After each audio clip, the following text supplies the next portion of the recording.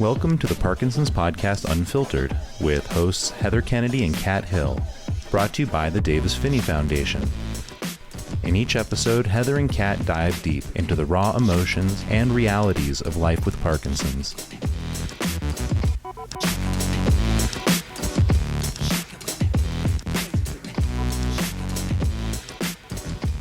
Kat, what are you doing here?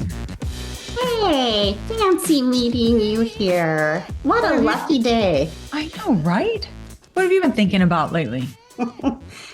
I have been digging out bits and glimmers of joy in my everyday world. What are glimmers? What are glimmers?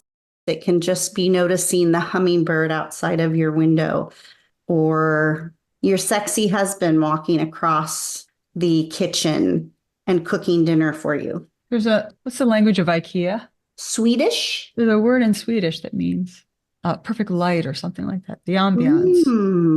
So back to the idea of this being small things. Yes. Let's talk about small and big things. Yes. You know, like things that we might enjoy, like sex. Let's talk about sex. Not to say that size matters in sex, Heather. No, it's in the way that you use it. Amen, girl. As someone who reports as sapiosexual. Say that again? As someone who reports as sapiosexual or falls in love with people's minds, I must say that the biggest sex organ is your brain. I like that. I like that. Let's talk about it. Let's talk about sex, baby. Let's talk about it. Let's talk about it as it relates to women, as it relates to aging, as it relates to Parkinson's disease. Yes. The reason why we're sort of pussyfooting around this topic, it's because, and we're not worried about this, because some people are very reticent to talk about this. And I don't know why. Sex is a fun thing to talk about and to explore and to be curious about and to play with. It doesn't have to be so serious. It's like the glimmering that you mentioned. It can be something that's not that big of a deal. However, I would like to start this podcast by saying that I take my contracts with people very seriously. My word, my bond, my integrity. So as we're talking about sex, I don't want to sound like I'm this promiscuous person. I'm very careful about who I am with because it is a spiritual act to me as well. Yeah, and a trust issue. It's a deep trust issue to engage in the act, in sexual contact. Yes, for sure. And we can talk a little more broadly, like about human touch and health and serotonin and dopamine. Yeah, exactly. And that's where I wanted to go. I think sometimes in our Victorian Puritan culture at times that we have forgotten that sex is an integral part of health. And as a midwife, I spent a lot of time, especially during postpartum care and in the care of women at their annual exams, talking about how sexual health can affect health, and also trying to normalize it as a part of our body. You have an elbow, you have a nose, you have a vagina. Yes. Why is it so hard for us in America? We're so puritanical. We'll show scenes on television randomly of people blowing each other apart. But if someone has a kid and they're breastfeeding in public, heaven forbid, a boob is showing. Well, and we're showing more and more in the body, in bodies in a sexualized way. And I'd like to see bodies shown in a more normal, healthy, everyday way. And I'd like to see it talked more about as we age and in our healthcare settings. Many folks that I have had the pleasure of speaking with as a Parkinson's advocate talk about and report that nobody's ever asked them about their periods or about their sexual health. That's crazy. Think about that. It's such a big deal. It is a big deal. So let's dive into it. we carry our bodies with us all the time, and we can find pleasure in our partnerships with one another, but we can also find pleasure for ourselves. And I think that's sort of been a taboo issue also. And perhaps if we can't find pleasure with ourselves sexually, it's something that might need to be explored to fully learn what's pleasurable. Absolutely. And explore we will. We will. But before we start, what was it like for your kids growing up with a midwife or a mom? I mean, you're dropping babies. You're thinking about that. You were between strangers' legs in a way, I mean, think about this. What was Right. that like for them? How'd you speak to them differently? Well, it's fascinating because for their early years, I was in a 50% call practice, which meant half of my life I spent on call unanswered pages. So they heard a lot of, or overheard a lot of discussions, and they learned very early what all of the parts were.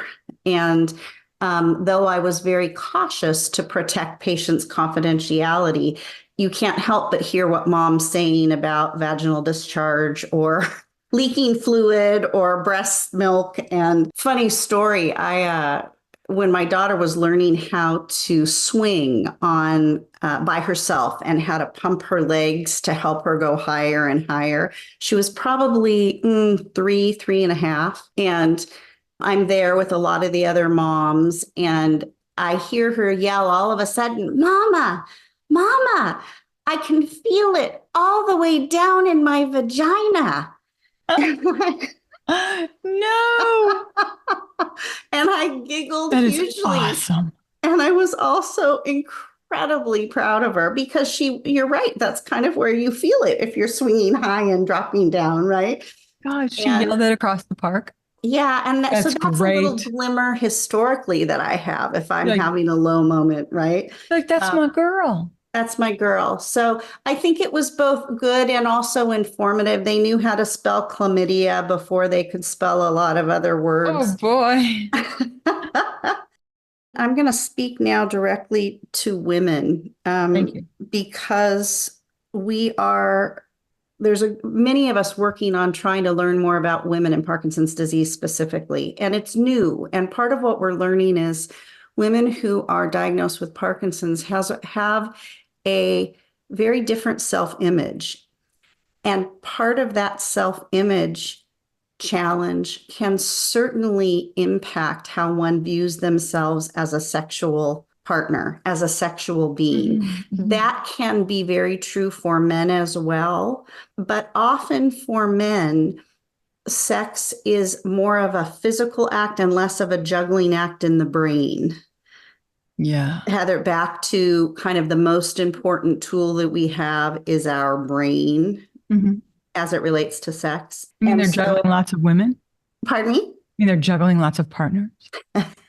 Oh, no, something different. Not all men. Not my husband. No. As my friend likes to say, I don't want two women telling me I'm doing it wrong. I can only do one at a time. I love that. I often have said that should anything ever happen with Ken and I don't predict that, I probably would never marry again. And if I did, I probably would marry a woman because I'm kind of a one and done kind of girl for my beautiful husband. So, yes. Well, I see why. When I met Ken, I remember thinking, wow, this guy, is he married? Yes. Oh, goodness, here comes his wife. She's probably going to murder me because I'm flirting with him. But we were so innocent in our flirtations. It wasn't like, hey, it was more like, wow, who are you? You have this energy. You come in like, boom. And yet he's quiet and subtle and just a lovely person. And I will say one of the things I've always loved about our relationship is that neither of us are threatened by the other flirting some. So important. Let's flirt more. Let's love our partner's interactions. So coming back to that self-image piece, right? As we all age, our self-image changes anyways. As we experience Parkinson's disease and our body moves differently, it can be difficult to enjoy sex the way we used to. It may be hard to even biochemically achieve an orgasm the way that we used to because of the medicines we're taking, because of some of the mixed up neurotransmitters. And this is true for both men and women. As we age, we make less hormones that contribute to our sexual health. Men make less testosterone. Women produce less estrogen. And those are some things that if we are finding our ability to achieve orgasm, whether it's related to Parkinson's disease or whether it's related to aging and hormones, whether it's related to the medicines we are taking. Oh, those that delay orgasm. Those terrible things. And some of us are experiencing all of those things. We need to be talking about it. And we should talk about it early with our partners. We need to talk about it early with our providers, even if it's uncomfortable, because we can make some changes. We can help treat some of the symptoms of Parkinson's disease. We can help talk about other ways to help with arousal or desire. There are behavioral changes that people can make to help to connect with partners and to get back in touch with good sexual health. I was just going to add some epidemiological data that shows a decrease in libido. Or in at least desire, right, for sex with women in PD. About like 84%. It's crazy. And I also on agonists, though. Agonists maybe want to have more sex. Some people do, but not all.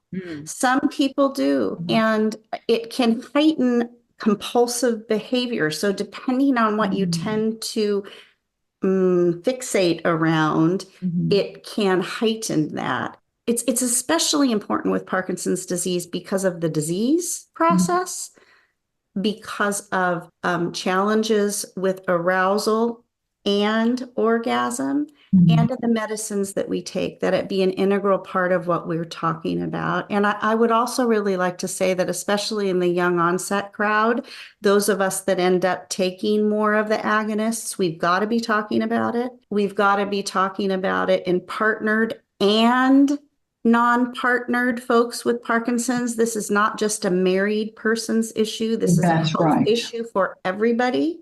And there are tools and tricks of the trade and safe places to try some of those things out. Yes, you don't have to go to Burning Man and get skin in your Vaseline. Yes, exactly. But you, like Esther Perel talks about mating in captivity. Esther Perel is I don't even know what she calls herself, but she's a relationship doctor of sorts. And she talks like a little bit like Dr. Ruth, and she's a wonderful woman to hear about marriage and all of its, dead bedness. She talks about like how to spice things up. I'm not talking just like read Anais Nin or Colette to each other. It's more like play, just play. Does this feel good? Touch, hold each other. We need that with Parkinson's. There's a shortage of touch. There's a shortage of orgasms. Right. We need more. And not just like all over the place, just with intention to have a healthier life. I also think that the younger we are, the more we talk about sex and sex equals orgasm, right? And I think there's a whole lot around intimacy and closeness and touch and being together, even skin to skin, that is very sensual and important. And Heather, I'd love to hear, because, and Ken and I, we're an old married couple. I'd like to hear how it is for you about dating and how this comes into play, not just sex and orgasm, but intimacy for you, dating with PD. Well, I must say, Parkinson's has made me mature quite a bit in many ways. The first way was that I thought I had to be swept away by love. I had to fall in love, and it's this big affair, major passion and intensity. I was looking for that thing that was stimulating my brain and my body. Now it's more like I love trusted companionship. Mm. Once I have that boundary of trusted companionship, anything can happen. Then you can really get crazy, kinky, weird, right? Mhm. Because you have the structure of the boundary in place. Then When you you feel safe. And not everybody wants to get kinky and weird. that's true. And I think experimenting when you are finding less pleasure in things is smart. Yes. And I think I don't mind a little kinky and weird because Yeah. it keeps it fresh for us. But I think that trusted part is really the key one. Yeah, but for clarification, because I'm sort of rambling a bit and answering your question, I'm not quite done in answering, is that when I say that to be kinky and weird, I guess what I'm saying is all bets are on with the boundary. Like all bets, anything you want. In other words, let's just, and there's a lot of talk about polyamory lately. I must say, this is just personal opinion. I don't have the bandwidth. I think that sounds exhausting. I can't even figure out where my feet are in space. How can I tell what anyone? I wouldn't even get their names right. I was just gonna say that would be the hardest part, is keeping things straight. That doesn't float my boat either. But I don't have, even if I wanted to, I don't have the capacity. It's exhausting. I need to know that I don't have to be so. How about this? A stranger makes me feel insecure. Or at least I feel insecure on a stranger. I'm not going to pull somebody off a bar stool. It doesn't appeal to me. Right. Explore. I want to go deeper. I want to be like, hey, you like this, you like that. I want to know that I'm safe. And I also think for me, and again, I can't speak for everybody, but I know that my body, I can't rely on my body the way that I used to be able to. It's not as predictable, even with regular medication. I may get a cramp at the absolute most inopportune time. My dystonia may kick in and really may interfere with our experience. And I think we need to be able to laugh and trust somebody enough to say, I'm so sorry, but my back is twisting this way. There is no way I can twist that other way. And how can we be close in this moment? Because I really want to be close with you. And, can we go to plan B? Whether that's right. Can we flip around? Can we take another position? Can we take another? Can we take some space? May I just, enjoy your pleasure? And just don't worry about mine, which is one of my favorite things. Because when you really love somebody, you get pleasure from their pleasure. There's a indeed a mudita, a sympathetic joy that arrives for us in watching our loved one have pleasure. What a beautiful testament of love. Exactly. Hey, what about good vibrations? Do you ever use like tools? Sure. And I think, that we're learning more and more and being more comfortable to talk about this, that women's arousal can take significantly longer than a man's arousal time. And it often takes a lot of stimulus to the clitoris or clitoris, depending on what part. Another great word. The clitoris. Is it Uranus or Uranus? Well, wait, that's the planetary body. That's the planet. There's all kinds of erogenous zones we could explore. Right. But sometimes it's difficult to get enough arousal without some good vibration. Mm-hmm. And I know there are more increasing numbers of tools, or at our house, we call them toys, that can help with stimulating areas that feel good. And it doesn't have to be a huge investment. There's also this thing called the internet that has made it a little bit more discreet to order things should we choose. And there are some safe places to buy things in regions. Often OB/GYN providers will know in your region if you bring it up with your provider and want a safe place to go and talk to somebody about some of what you're looking for to heighten your sexual pleasure. I want to just say too, Heather, that I want to really say, I know how hard this can be to bring up in an exam room. Haha. Dun. And starting by saying, I have recently read about sexual health being impacted by Parkinson's disease or by age or by health. It sure is. And And I'm having some trouble in that area. Can we talk about that? Or can we make some time to talk about that at my appointment? But you asked me about dating too. I didn't really Yes. give you a very good answer. Tell me more about dating. It is so hard. I bet it's hard. Sorry, I just can't stop saying it. It's very difficult because what we're dealing with is, let's say that I'm dyskinetic, like I am now, or I'm squirmy wormy. Right. I'm a little different, and I don't feel very sexy right now.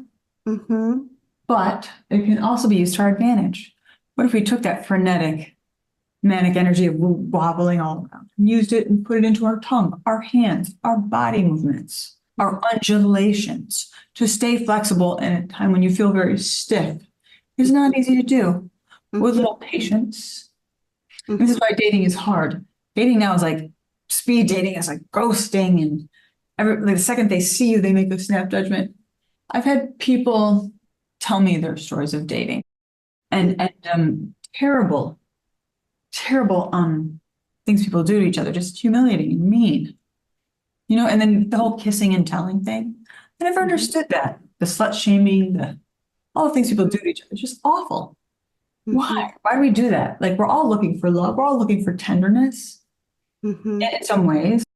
I think that too, there's an element online of safety, right? Because to meet somebody virtually at first and get a sense of whether it's feels safe enough for you to go to the next step and meet somebody in person.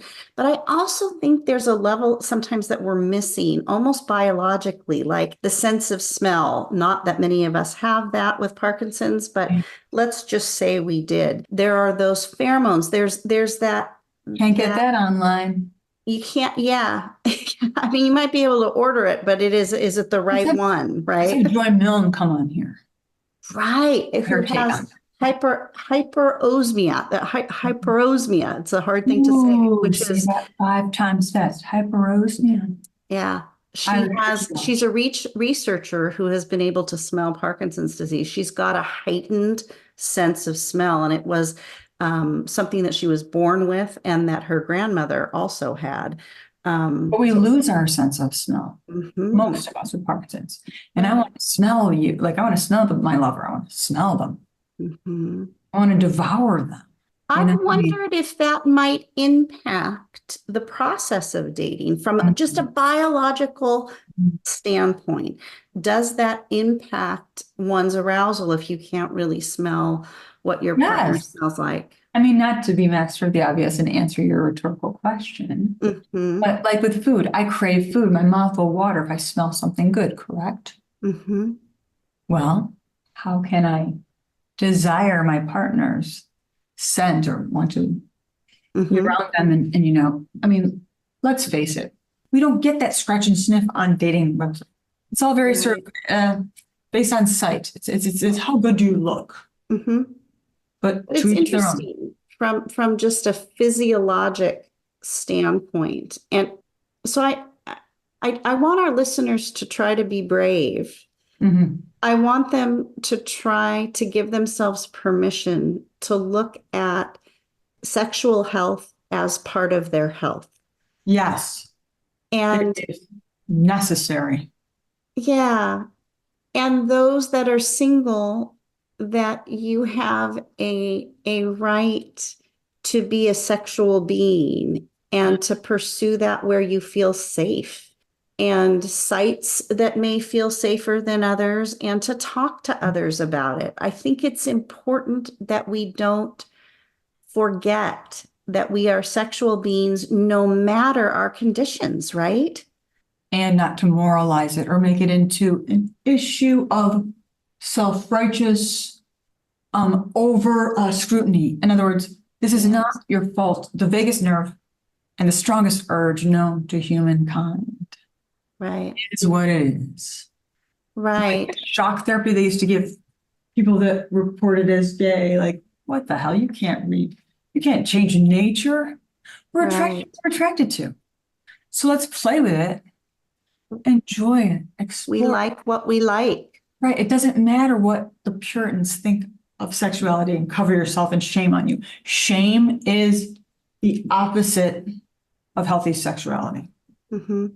Drop the shame.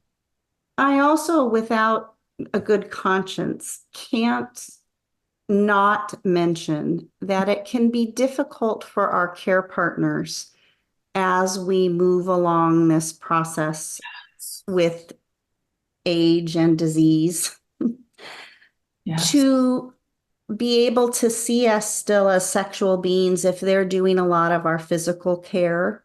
And Oh, it's been suggested in several seminars that I've attended and also had the pleasure of speaking with or speaking to audiences about, mhm. that it's important to set aside some time to be close to one another when you're not doing caretaking. And that does not always have to look sexual, but it needs to be maybe a movie night or a let's get in bed together and just hold each other. And can we set aside that time where we're not both exhausted from our daily tasks, which may indeed include physical caretaking for one another? Oh, prioritizing what you just said, Kat, is the answer. And that transition, that hallway, for example, you can't like say, okay, now be sexual now, Right. pick up now. Like we need a little time. We need a little bit of a hallway, a promenade, a space we move through into another sort of realm sometimes. Heather, And I again, I wanna make love it that precious. term. I love the term Yeah. hallway. I talked a lot about this to new parents also. When you have a new baby in the home and the physicality often of caring for that baby, being up at night for women who are breastfeeding or not, or even parents that are bottle feeding, there's a lot of physicalness involved in caring Oh, for. it's exhausting. You always have someone hanging on you. Exactly. And so the same can be said of those times that it's important to set aside that relationship time Mhm. in those intense times in life, not just about aging and infirmary. And perhaps if we practice it more as young parents or newly diagnosed people or just dating people, we'll be better at it by the time we get to the end stage. Yes. And we'll have more practice asking for help. We'll have more practice giving ourselves permission to find pleasure and joy. And perhaps we can get more comfortable with it in the exam rooms and in our bedrooms.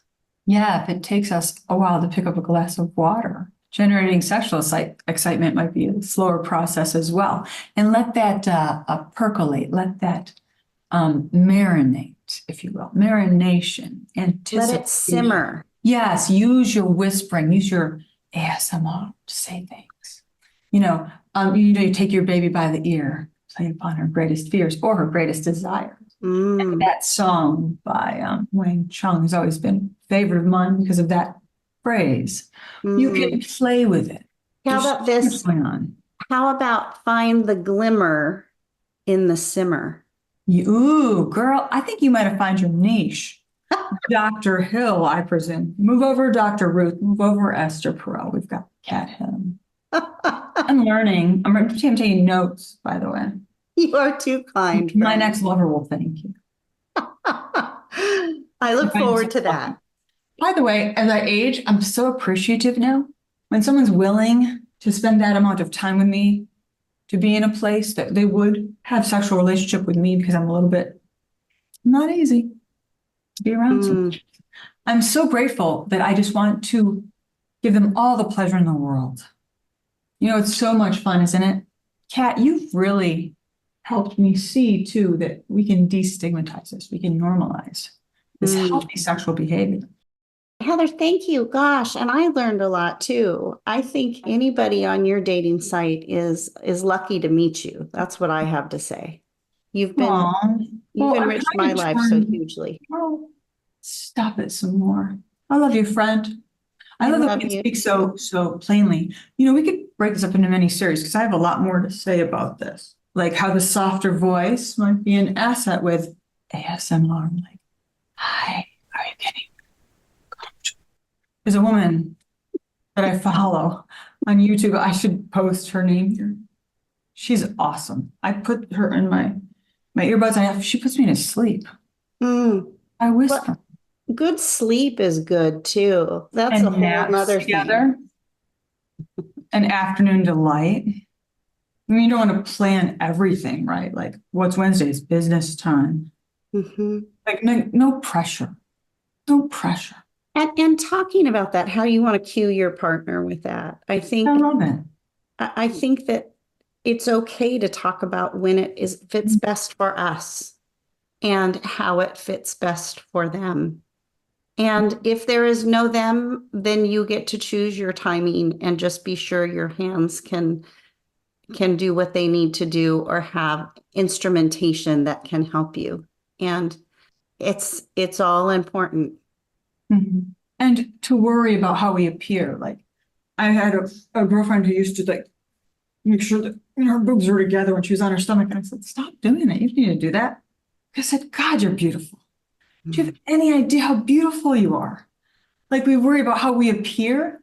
Mhm. That shouldn't even be a thing. Mhm. I already like you. You're here with me. I'm here with you. We're way Mhm. past that.